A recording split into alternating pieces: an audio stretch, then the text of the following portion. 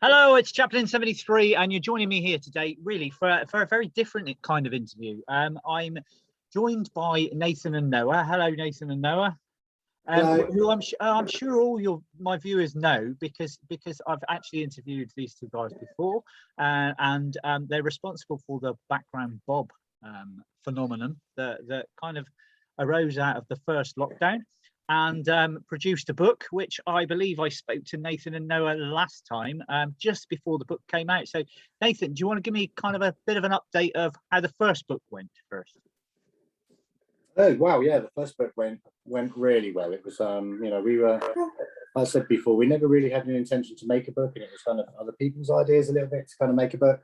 And then we thought, wow, it's such a great idea because we get something tangible, and we know everyone loves a good art book as well. So yeah, and also it was a great way of everybody gaining a piece of our little project. It was a beautiful collection of beautiful collaborations, and so we put the book together. We put it up for sale. We kind of, I think, in pre-sale, I think kind of in the first week, I think we sold 500, which was amazing.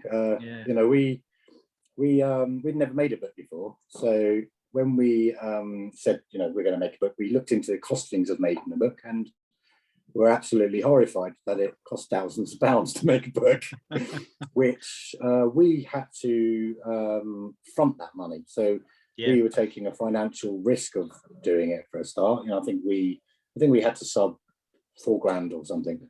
Wow. To make the book. We have Angela Parks on our side, and straight away she said, "Oh, the book will sell out. Print 1,500 copies." And we were like, "Oh, I don't know. Maybe we should just do 500." And so she was right. We sold 500 in the first week. And, Angela's always right. yeah. She is. I mean, she's been in the game long enough, hasn't she? And but it's still that daunting sort of thoughts, to think, I don't really want this to cost me thousands of pounds. It might just be a lovely project, but then when it comes to no one really wants to buy the book, which we were completely wrong. I mean, everyone wants to buy the book. The book was a great journey. There was lots of people showing themselves off that they had the book. We had lots of local shops and places around here kind of contacting us, offering to take the book. It was sold at the exhibition. It sold at my local framing shop. Everywhere. It was really nice. So for us, it was something really, really special, and now it has sold out completely as well. So hopefully, in one of those like weird universes, in 20 years' time, it becomes the collectible book that people are trading on eBay. Who knows? I have a few little copies left. I have a few little copies left, which I've kept kind of just as my own like little retirement fund. I don't mind. I actually have one that I'm slowly getting signed. Every time I kind of go anywhere where I know artists are going to be, I take it with me and slowly trying to get it signed. I mean, I'm aware that I'm probably not going to get it signed by everyone because it went global. Hopefully we'll catch people like Pez in the UK at some point and get him to sign my book, which will be an experience itself. I mean, I used the word phenomenon earlier, and really it was because in 2020, obviously, everybody's life changed. We all ended up in lockdown. We ended up with this global pandemic that threw us all slightly off kilter, and out of that, something as amazing and such a nice feel-good story for the news. It was kind of like this amazing project of this boy and his dad who just decided to do some paintings one day and invited a few artists along, and suddenly it just snowballed into something amazing. And I remember you saying that in the first book that you were inundated with people and you could only select so many artists. Obviously, tell me what happened after that. So, our intention was always for it just to be a little bit of fun, this project, and we've been blown away by the fact that it's become the phenomenon that people are calling it, and it's still that kind of thing that I lay in bed at night sometimes worrying about work and then think, we've done this thing has snowballed on in the background, and it seems to be still snowballing on.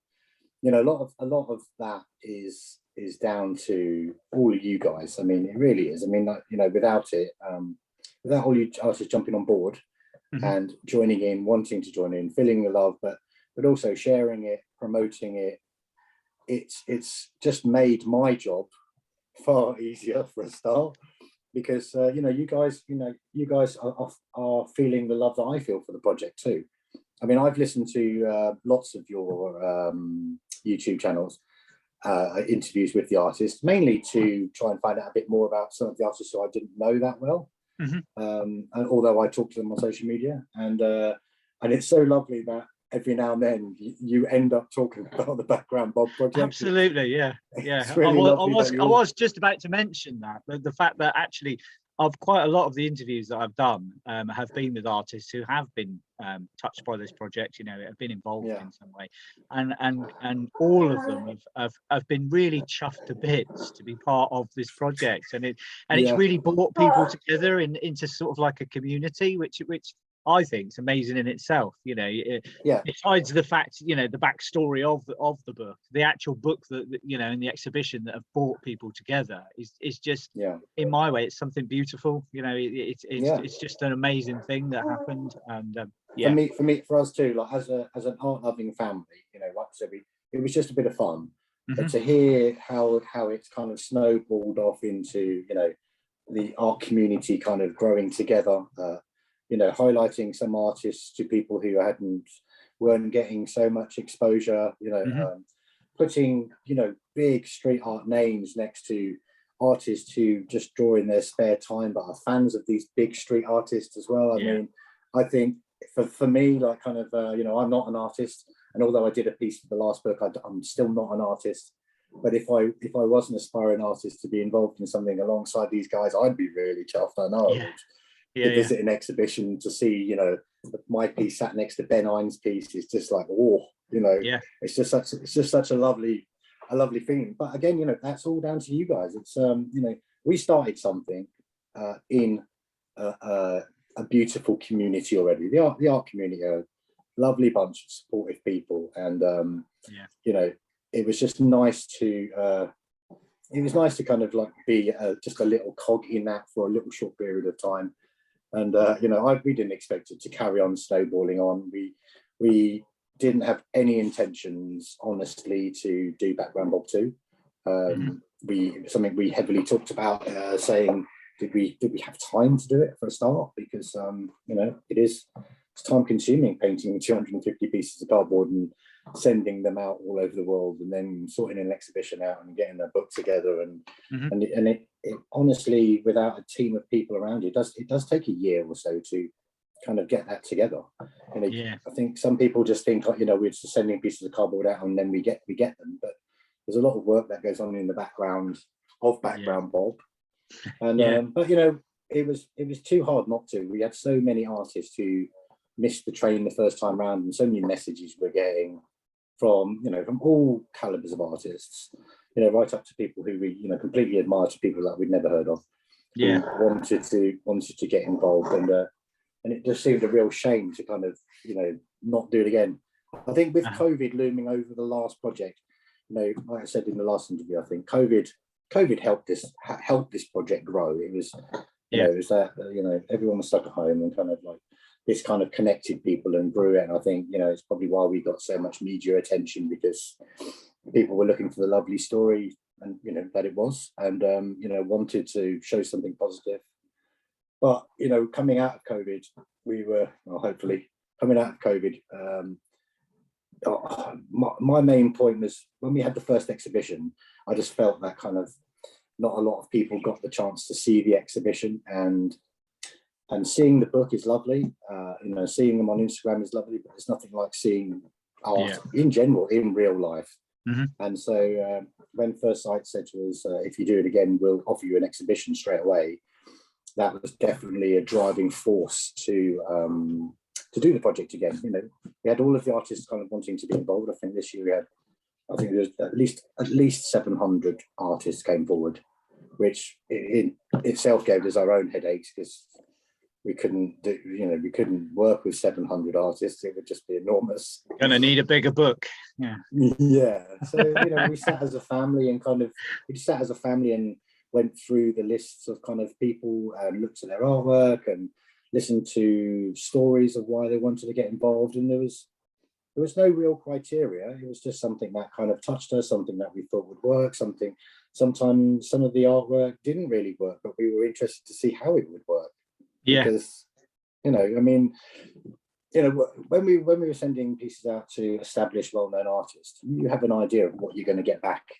You know they're going to use their trademark character, or kind of, you know, they're going to work in a certain way. But when you're sending stuff out to artists that you don't know, you have no idea. And actually, we've been pleasantly surprised over both projects to see those artists, to see their work, and to you know, help promote it. And, you know, that's all part of it for us. It is like, you know, for me as a family, for all of us actually, it's something we've discussed about a lot, me and my wife. It's become a lovely circle. It's not just about our little disabled boy painting backgrounds. It's not just about raising money for a charity. There's so many other cogs in this, you know. Yeah. We were saying the other night that, you know, there's people in Mexico, you know, who've done collaborations. So at some point, someone's been sat there with their family, maybe talking about Background Bob in Mexico. It's just really surreal. Yeah, but lovely. It's lovely though. It's going to, you know, a wider audience. I mean, I said to you before we went on there that we've just come back from the gallery, and whilst we were down there was a couple who had travelled down from Yorkshire to come and see it. So, you know, I've been up to Yorkshire. I know it's a good sort of, you know, that's a good 4-hour train journey. Yeah, and they've come down to see it. They were chuffed because they noticed him straight away and wanted to come over and talk to us, and to go down to the gallery and listen to how it's affecting, you know, and how people are getting involved in the project and what they're getting from it. It's just brilliant. All of it, just brilliant. That ripple effect, isn't it?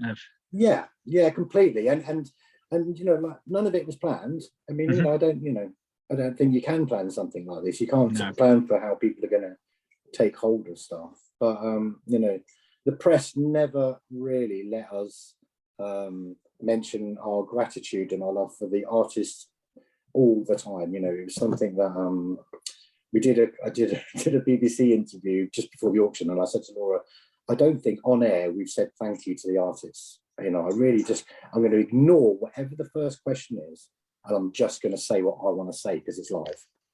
And it wasn't live. It was had like a bit of a delay, and they cut it.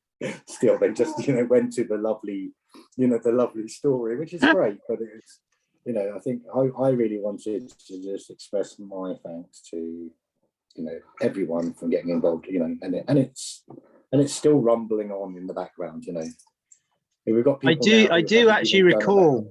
I do recall a conversation prior to our first interview where you said this would be an opportunity. Obviously, my platform, I don't edit things, so you know what you say goes out, and you know, it was an opportunity for you to be able to say that because you hadn't had that opportunity, and it's quite funny, really, that they edit those bits out, which to me are the important bits. Really, it's, you know, it's like you say, it's working with the TV is strange. It's they I think they're always coming from a slightly different angle. It's you know, got their own agenda. I mean, the exposure was great. I mean, you know, the auction. I mean,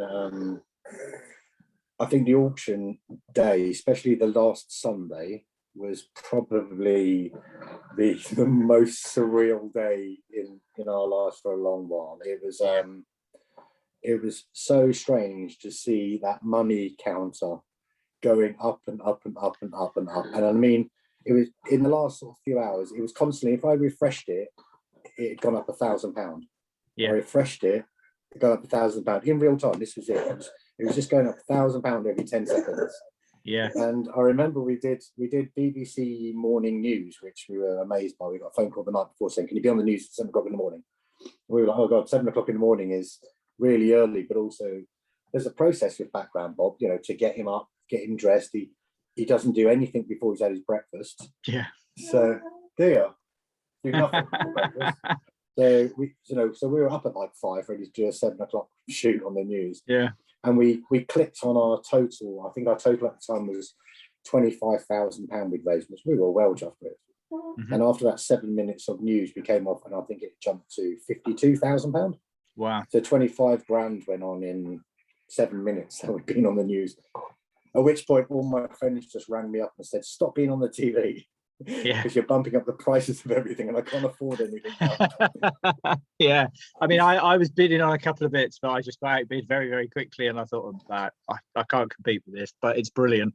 You know, I wasn't bitter at the fact that I didn't get the pieces of art I wanted. I was just really chuffed for you guys that you'd raised so much money. It was phenomenal.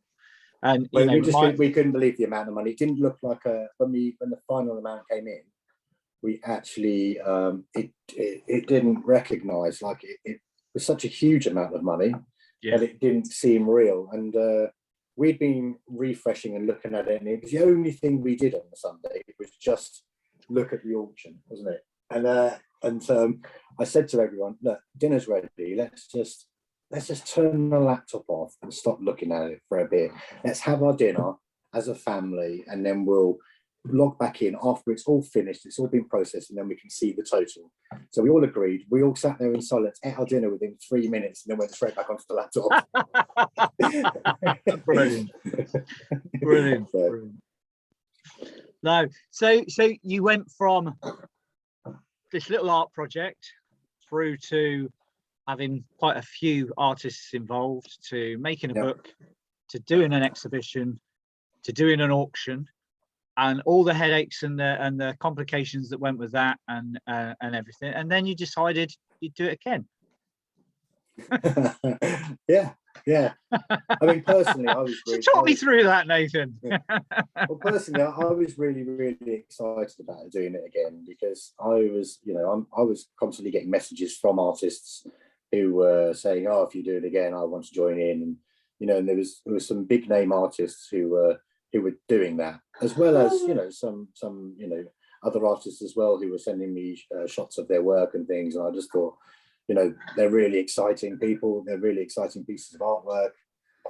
It did come down to the discussion with the family of just the time. I mean, that's all it was. It was just the time and it. And my wife said, "You're the one who's doing it all. So if you think you have time to fit it in, then do it." And don't get me wrong, sometimes this year it's been mega stressful, mega tiring, and kind of, when I get into work, I go, I have to at least do an Instagram post today. But then there was just days where I just thought, I don't think the world will fall apart if I don't do an Instagram part today either. It was I think I was a bit more relaxed this time. I think I didn't I felt last year, because it was growing every year, every day, and also at the time I felt I needed to engage a lot, and I was really engaging a lot, and what that really was doing was taking me away from my family and spending a lot of time on my phone. This year I kind of just sort of took a bit of a backseat from doing that so much, and just did it every now and then. I allocated time to do it and just fit it in as a job. So but, and also, it was we had so much fun last time, didn't we? And also secretly, he never stopped painting either, because he was enjoying the painting so much. We had loads of cardboard left over, and we carried on. So brilliant. A little bit of the time was taken away from us, because he painted a lot of the backgrounds. Last time he was painting them all live to order. This year, I think by the time we announced we were doing it again, he'd already knocked out 150 or so. He was ahead of himself. It's always good to be ahead of yourself, Noah. Because they are he's not a prolific painter in any means, and also we completely kind of want it to be an engaging experience for him. It has to be fun for him to want to do it. And so sometimes he painted one, sometimes he painted 20, but he didn't really want to do it some days, which is fine. And he's the artist, not us. And but so luckily we were ahead, so that made it a little bit easier. And also, there was that just kind of that carrying on of spreading the love and joy that we experienced first time around. It was great for us as a family, but also we could see it was great for lots of other people in their own ways as well. Yeah, I mean, I understand the exhibition's still on. When's it on until? When does it finish? It's on until on until the 9th of January. I think they're gonna close for like a little Christmas period, then reopen again. So you know, and who knows, kind of with new COVID regulations that sound like they're going to come in. I don't know if it'll open again. I'm not sure, but it's definitely on till Christmas. So, and you know, the book is a wonderfully beautiful thing, but it doesn't, you know, when you make a book, we have to stand at a price point. So, you know, we wanted them to be 15, 20 quid. I think it's a throwaway amount of money for someone as a stocking filler. You can buy books, what we call is buy the book, love the book, you know, or buy the book, give it away. You know, at 20 quid, I think it's okay. So, but there is always a compromise on quality and kind of, you know, it would have been lovely to have done a lovely hardback super deluxe version, but you know, those books are really expensive. And aren't they just expensive to make, but they're expensive to sell. So you know, I think we sort of kind of got it right, but you know, I think there's nothing beats seeing the artwork on its own, you know, physically and you know, in person. You can see all the texture, the brushstrokes, you know, and also some of the works this year are 3D, so you know, and they're relief, so you know, it's important, which doesn't always come across in the book. Yeah, I mean, I love the fact that the books, you know, next to each other, they're quite clearly a pair. You know, and you know, it's I just think it's a really nice size book, and it's just so well laid out. There's no filler. It's just art, you know. And art, you know, we deliberately went with like cover, you know, looking the same again, just choosing different colors. You know, it keeps costs down, but I think Tony, who designed it last time, did such a great job with the front cover and the layout of the book. It was like, why would we want to change it? I mean, you know, let's just make the blue pink this year and carry on. It was a no-brainer, really. It was you know, and because it was a book too, you know, I think on the bookshelves it looks kind of nice together, you know. And it's, I don't know, sort of branding, I guess, if we're going to call it branding. Just it's instantly recognizable as being Background Bob again. So yeah. You chose the color this year, didn't you? You chose it. You had a choice. You had a choice between green, yellow, or blue, and he went for the blue. Great choice. No, I just think it's been a brilliant project from day one. I need to ask you before you go. Background Bob 3. Yeah, I don't know. Yeah, I mean, it's unsure.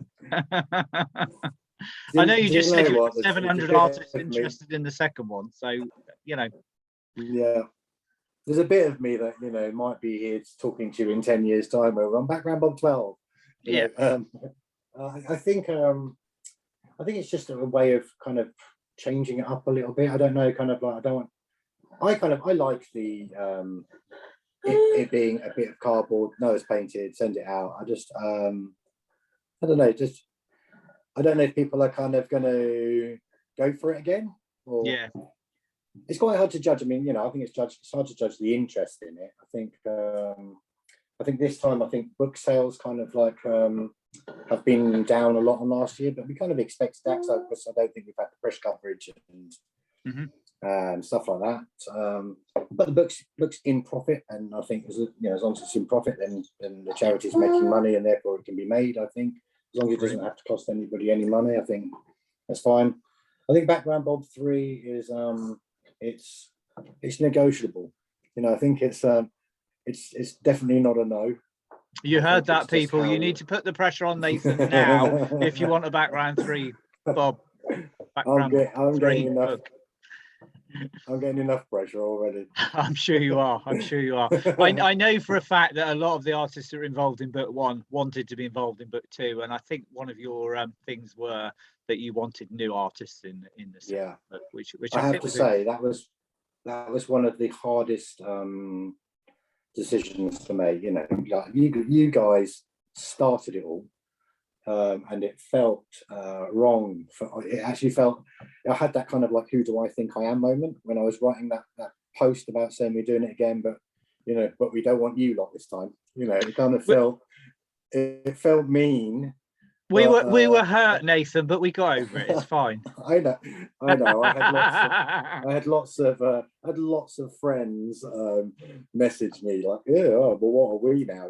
Chopped liver. But no. I think it would have worked equally as well if I'd have just invited all you 240 people back and just done a different piece of artwork. Yeah, but there's so many other people out there who want to join in, and also like we touched on, like the book is I think is at its maximum size to hold as much work, and also to exhibit 250 pieces of work. I mean, Firstsite is an enormous gallery. I mean, it is enormous, and it looks like there's a lot of work in the room.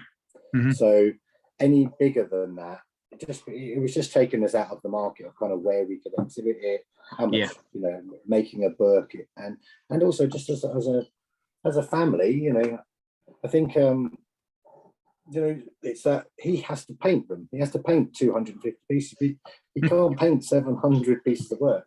We can't go to the post office all those times and send them all out. It's just there's the logistics to think about. There's the logistics to think about. Absolutely. I would love. I remember talking to one artist. He said, "Why don't you just send one to everyone who wants one?" Well, because I've got a full-time job and a family and stuff to do, as well as do this. I just haven't got time. But there's a bit of me thinking, "Oh, I could though, couldn't I? I could just send them to everyone." Yeah. So it's that constant battle of kind of and that's the battle with Background Bob 3. I think there's a bit of me that we've done 1, we've done 2. If we're going to stop it, we should do 3. Because 1, 2, 3, we've done 3. I think the idea for the Guess Who's Back was a play on the Eminem song. Yeah. We could do it, and then we've already got the title for the next book if we do one. So, but who knows? I mean, I think it's something that kind of will deliberate over Christmas and see how it goes. We've got an auction coming up in the new year, which it'll be really interesting to see kind of what the work sells for kind of this year, if it becomes a big Background Bob 1-2 competition or not, or I quite like the fact that there's a little bit of a stigma that I was in book 1 and you're in book 2. I think it's funny that's why I posted that meme on Instagram, because I think it caused that rivalry just like a little bit, but that meme came from Corp. So he was feeling it a little bit.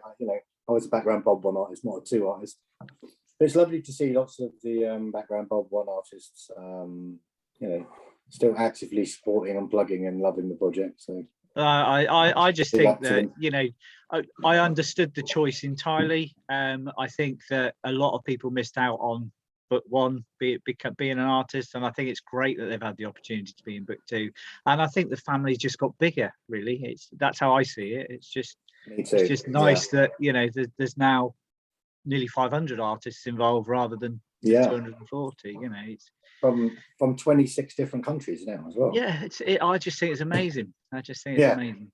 And it's only when you say stuff out loud, I was talking to Laura the other day, and I was like, sort of angsty that I feel like we're struggling kind of like with promotion this year, and and my wife's kind of really good at sort of reality checking, and she just said, well, it's because although it's lovely in the art world and in the charitable fundraising world and stuff, it's probably not in the media world, because you've done it already, and no one wants to kind of go back and do the old story. But it's and then she highlights kind of what we have already achieved, and it's like, oh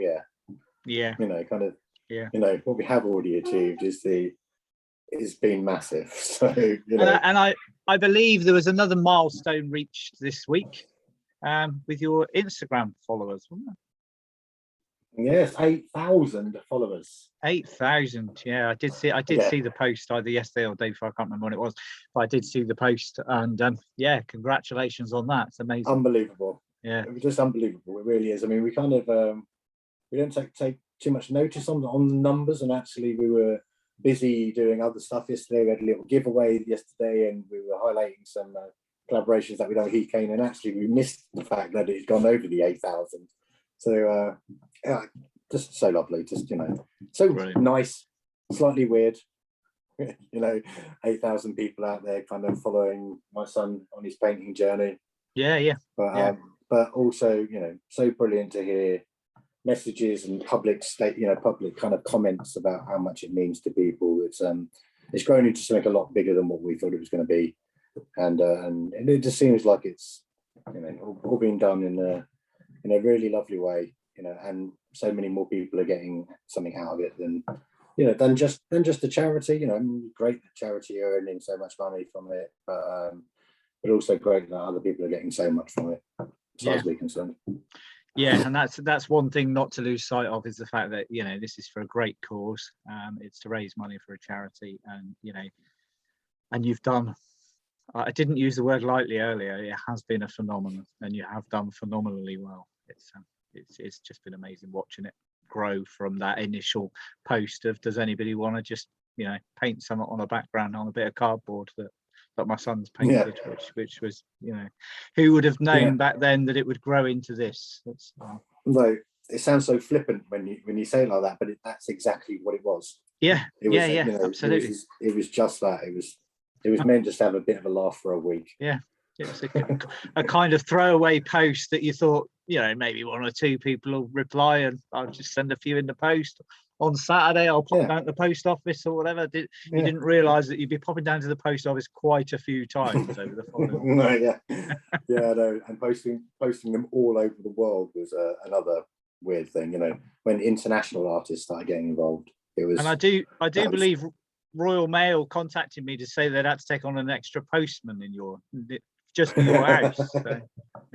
Yeah, I have to say, there was a bit where our postman was coming up the drive one day, and because obviously some of the artists are sending artwork along or gifts along as well, which has been, again, humbling as hell. Like, you know, it really is something that we hadn't thought of or expected in any way or anticipated. And our little postman came up, he was driving one day with this massive parcel, but loads of other stuff, and he was sort of dropping it a little bit. And there was a bit of me laughing, but a bit of me going, he's dropping the artwork, what's he doing? So I had to run out there, and I collected all the stuff off him, and he went, no, wait there. He goes, there's 2 more journeys. So he's got this like little, you know, tiny little Citroen Berlingo van, and sort of half of the van was for Background Bob. Oh, wow. Amazing. Absolutely amazing. Well, it's been lovely talking to you, and it's been lovely seeing you both again. Great to see you, Noah. Great to see you a bit healthier than you have been lately. I know you've been through a bit lately, but hopefully on the mend now. I just want to say thank you for all the love and support over the last few weeks as well. It's been, as at the beginning, it's been quite a testing time for him, being ill in hospital. Mm-hmm. He was actually very ill, and we didn't sort of promote that too much, but he was very ill, and actually as parents we were actually really worried.